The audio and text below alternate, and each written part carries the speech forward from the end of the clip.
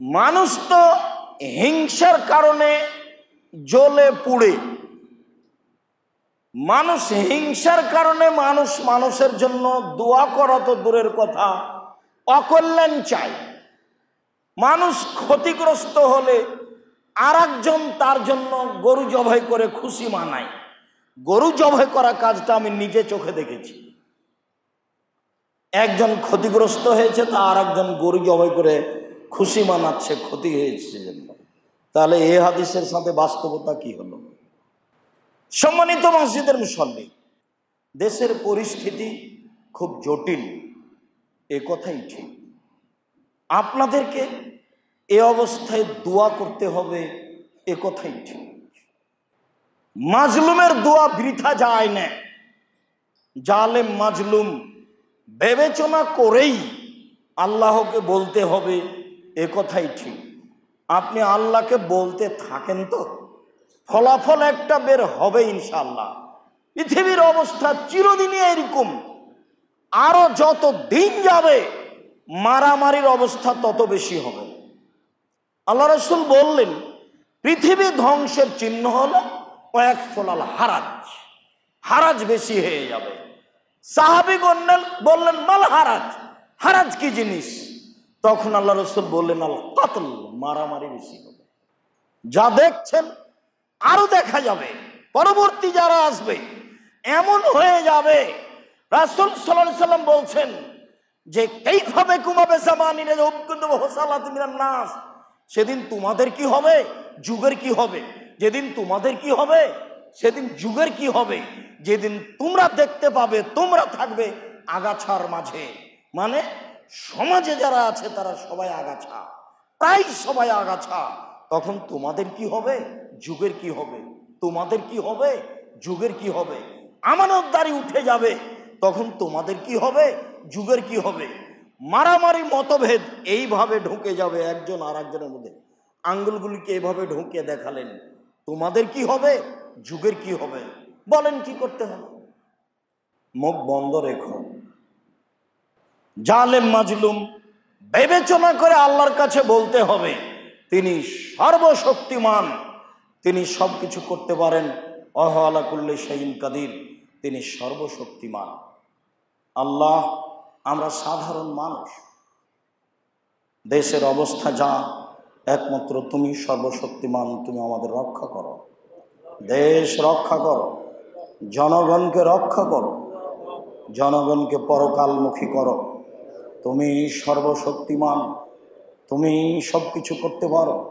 অন্যায় করছে যারা তাদেরকে ঠেকাও তুমি, ন্যায় করছে যারা তাদের সহযোগিতা করো তুমি, দেশ রক্ষা করো তুমি, জাতি রক্ষা করো তুমি, আমাদের রক্ষা করো তুমি।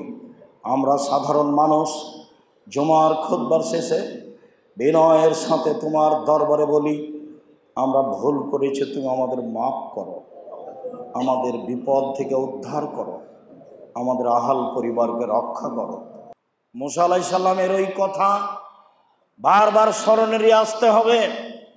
আল্লাহ ভরসা যে আলোচনা আছে উপদেশ বইটিতে, আল্লাহ ভরসা আলোচনাটা বারবার পড়তে হবে। সামনে পাহাড়, পিছনে ফেরাউন, বামে ফেরাউন, সামনে সাগর। আর না হয় ডানে বামে পিছনে ফেরাউন, সামনে লোহিত সাগর, কুলজুম সাগর। আসলে বাঁচার পথ নেই। বাঁচার পথ কি হতে পারে? কালা আসহাব মূসা, মূসা আলাইহিস সালামের সঙ্গী সাথী বললেন, ইন্নাল্লাহ মুদরাকুন, আমরা বন্দী, আমরা আটকা পড়েছি, ফেরাউন আমাদেরকে ধরে নিয়েছে। তখন মূসা আলাইহিস সালাম বলছেন, কাল্লা, কখনো নহে, অসম্ভব হতে পারে না, ফেরাউন আমাকে ধরতে পারে না। ইন্না মাইয়া রাব্বি, আমার সাথে আমার প্রতিপালক রয়েছেন, সাইয়াহদিনী, তিনি আমাকে পথ দেখাবেন। ফেরাউন আমাকে ধরে নিবে মানে এটা অসম্ভব, এটা হতে পারে না। কাল্লা, কখনো নহে, অসম্ভব, ফেরাউন আমাকে ধরতে পারে না। ইন্না মাইয়া রাব্বি, আমার সাথে আমার প্রতিপালক রয়েছেন, সাইয়াহদিনী, তিনি আমাকে পথ দেখাবেন। পথ কি হতে পারে? কি হতে পারে পথ? বাঁচার পথ কি হতে পারে? বাঁচার তো কোনো পথই নাই। দৃঢ়তা কি জিনিস? আল্লাহ ভরসা কি জিনিস। সম্মানিত মসজিদের মুসল্লি, আল্লাহ বললেন, মুসা হাতের লাঠি দিয়ে একটু পানির উপরে আঘাত করো, কিছু হলে কিছু করা লাগে, এমনিতেও হতে পারে। আঘাত করলে সাগরের পানি দুই দিকে হয়ে গেল। কোনো জায়গাতে পানির উচ্চতা 1 কিলোমিটার, কোনো জায়গাতে পানির উচ্চতা 100 কিলোমিটার। যেখানে পানির গভীরতা যত বেশি, সেখানে পানির পাহাড়ের উচ্চতা তত বেশি। রাস্তা দিয়ে মুসা আলাইহিস সালাম জনগণ নিয়ে পার হয়ে চলে গেলেন। সবাই এক সময় ডুবে গেল। ফেরাউন বুঝে নিয়ে কথা নয়, ফেরাউন বুঝেছে এ কথাই ঠিক, কিন্তু তার রাগ, তার ক্রোধ তাকে বোকা বানিয়েছিল। মানুষের রাগ উঠে গেলে, ক্রোধ উঠে গেলে সে আর হুঁশ বুদ্ধি দিয়ে কাজ করতে পারে না। সে তখন একটা বলে ফেলে, পরে তাকে অপমান হওয়া লাগে। তারই নাম হচ্ছে রাগ ক্রোধ। সে খুব রাগ ক্রোধের মধ্যে ছিল। মুসাকে সে ধরবেই, সে তাকে হত্যা করবেই, সদাল বলে এসেছে। সে বুঝে না এই কথা ঠিক নয়, সে বুঝে। সম্মানিত মসজিদের মুসল্লি, বিশেষ প্রার্থনা প্রার্থনা করি, আল্লাহ কবুল করবেন ইনশাআল্লাহ। প্রার্থনার মালিক আল্লাহ, প্রার্থনার দায়িত্বে মানুষ, কবুলের মালিক আল্লাহ। প্রার্থনার দায়িত্বে মানুষ, কবুলের মালিক আল্লাহ। কবুলের জন্য কয়েকটি কথা। জাবের রাদিয়াল্লাহু তাআলা আনহু বলেন, রাসূল সাল্লাল্লাহু আলাইহি সাল্লাম বলেছেন, মামিন মুসলিমিন ইয়াবিতু আলা যিকরিল্লাহ তাহিরান ফায়াতাআররা ফায়াসালুল্লাহ খায়রান মিন আমরি দুনিয়া ওয়াল আখিরা ইল্লা আতাহু ইল্লাহু। যে কোনো পুরুষ, যে কোনো নারী, যে কোনো পুরুষ, যে কোনো নারী রাতে ওযু করে দোয়া পড়ে ঘুমাবে, রাতে ওযু করে দোয়া পড়ে ঘুমাবে। এবার রাতের কোনো এক অংশে ভোর রাত্রে উঠবে, উঠে যা বলবে আল্লাহ সেটাই মেনে নেবেন। আল্লাহ রাসূল এভাবে বলছেন। তাহলে কথা কবুলের সবচেয়ে গ্রহণীয় টাইম হলো এইটা, শেষ রাত। অন্য হাদিসে ভাগ করা আছে যে ইয়ানজিলু রাব্বুনা তাআলা ইলা সামাই দুনিয়া হিনা ইয়াবকা সুলুসুল আখিরা। রাতের 3 ভাগের 2 ভাগ পার হয়ে গেলে আল্লাহ সপ্তম আকাশ থেকে প্রথম আকাশে নেমে আসেন। মানুষ যা বলে সেটা আল্লাহ মেনে নেন। ক্ষমা চাইলে ক্ষমা করে দেন, কোনো কথা বললে সেটা মেনে নেন, বিপদে পড়লে উদ্ধার করার কথা বললে তাকে বাঁচিয়ে দেন। এটাই সবচেয়ে উত্তম সময়। এই সময়ের সাথে আরেকটা সময় নাই, বরং একটু পদ্ধতি বলি। এই সময়ের সাথে আরেকটু পদ্ধতি। সালমান রাদিয়াল্লাহু তাআলা আনহু বলেন, রাসূল সাল্লাল্লাহু আলাইহি সাল্লাম বলেছেন, ইন্না রাব্বাকুম তাআলা হাইয়ুল কারীমুন ইয়াস্তাহি মিন আবদিহি ইজা রাফা ইয়াদাইহি ইলাইহি ইয়ারুদ্দু মাসিফরান। তোমাদের প্রতিপালক বড় লজ্জাশীল, তোমাদের প্রতিপালক বড় লজ্জাশীল, বড় পর্দাশীল, বড় লজ্জাশীল। যখন মানুষ তার 2 হাত তার নিকটে উঠায়, তখন তার খালি হাত দুটি ফিরে দিতে লজ্জা পায়। একজন বান্দা বিপদে পড়ে হাত পেতে আমাকে বলে, আমি তার খালি হাত ফিরিয়ে দিব, এইটা প্রতিপালক লজ্জা পায়। তাহলে আপনি হাত তুলে যখন বলেন, তখন হাত তুলতেই সে লজ্জাবোধ করে যে চাচ্ছে আমি তাকে দিব না, আমি তাকে তো দিতে পারি। তাহলে আপনার চাওয়াটাতে থাকতে হবে দৃঢ়তা, বিশ্বাস, বিনয়, তাহলে এটা সহজ হবে। আবু হুরায়রা রাদিয়াল্লাহু তাআলা আনহু বলেন, রাসূল সাল্লাল্লাহু আলাইহি সাল্লাম বলেছেন, মান লাম ইয়াসালিল্লাহ ইয়াগদাব আলাইহি। যে ব্যক্তি আল্লাহর কাছে চায় না, তার উপর আল্লাহ অসন্তুষ্ট হন। রাসূল সাল্লাল্লাহু আলাইহি সাল্লাম বলেছেন, মান লাম ইয়াদু দুআ ইয়াগদাব আলাইহি। যে ব্যক্তি আল্লাহর কাছে দোয়া প্রার্থনা করে না, আল্লাহ তার উপরে অসন্তুষ্ট হন।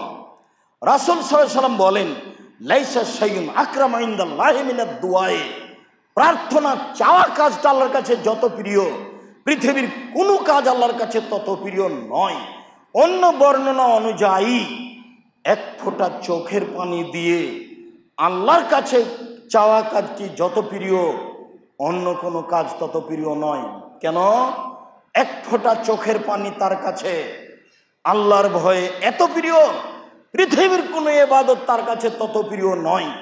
তাহলে চোখের পানি তার ভয়ে তার কাছে সবচেয়ে বেশি প্রিয়, আবার চাওয়া কাজটা তার কাছে সবচেয়ে বেশি প্রিয়, আবার হাত তুলে প্রার্থনা করলে ফিরিয়ে দিতে লজ্জা পাই। এখন সব একসাথে জমা হয়ে গেল, অতএব তিনি মানবেনই, সময়ের ব্যাপার।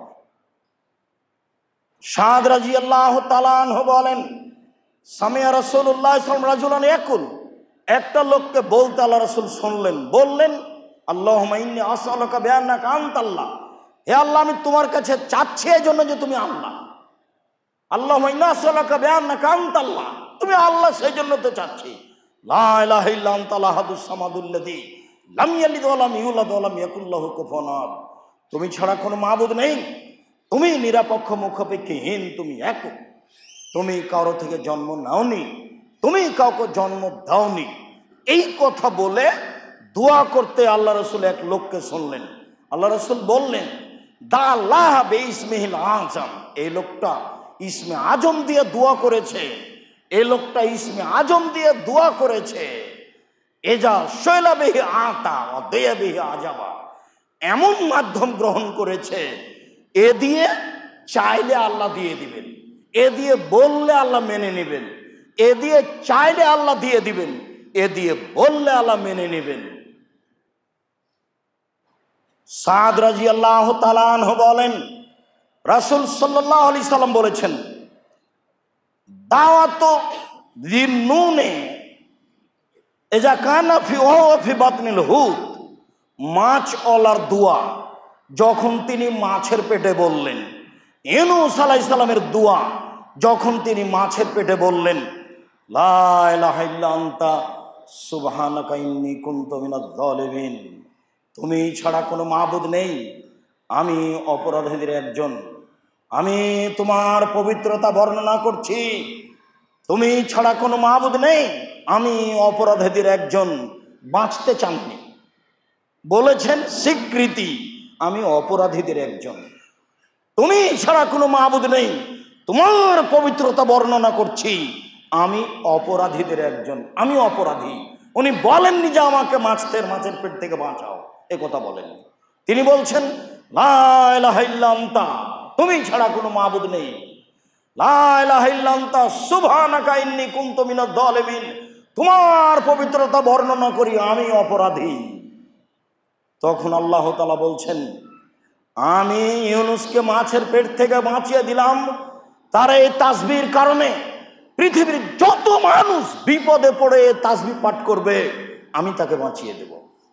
রাসূল সাল্লাল্লাহু আলাইহি সাল্লাম বলেন, লাম ইয়াদু রাজুলুন মুসলিম ফি শাইইন, যে কোনো ব্যাপারে ছোট হোক বড় হোক, যে কোনো ব্যাপারে কোনো মুসলিম পুরুষ নারী এই দোয়া পড়বে, ইল্লা ইস্তাজাবা লাহু, আল্লাহ তার কথা মেনে নেবেন। সম্মানিত মসজিদের মুসল্লি, রাসূল সাল্লাল্লাহু আলাইহি সাল্লাম বললেন, হাত তোলার একটা পদ্ধতি, তা হলো কাঁধ সামনাসামনি। হাত তোলার একটা পদ্ধতি, হাত দুটাকে এইভাবে একবারে লম্বা করে সোজা করে দেওয়া, তা উপর দিকে হলে এইভাবে আর সোজা হলে এইভাবে। একবার মুখ সামনাসামনি বলেছেন, আর একবার হাত দুটাকে সোজা করে লম্বা করে বাড়িয়ে দিতে বলেছেন। সেটা যদি লম্বা বাড়ানো হয় তাহলে এইটা, আর যদি উপর দিকে বাড়ানো এটা আপনি আপনার সুবিধা মতো বলবেন। এটা না হলে ইবতিহাল, বিনয়ের সাথে বলা। এখনই বলছি সম্মানিত মসজিদের মুসল্লি, দেশের অবস্থা, নিজের অবস্থা, সার্বিক অবস্থা মিলে যা আমাদের অবস্থা, তাতে বিনয়ের সাথে কান্নাকাটি করে আমাদের বিষয়টি আল্লাহর সামনে পেশ করতে হবে। এটাই আমাদের জন্য জরুরি কর্তব্য।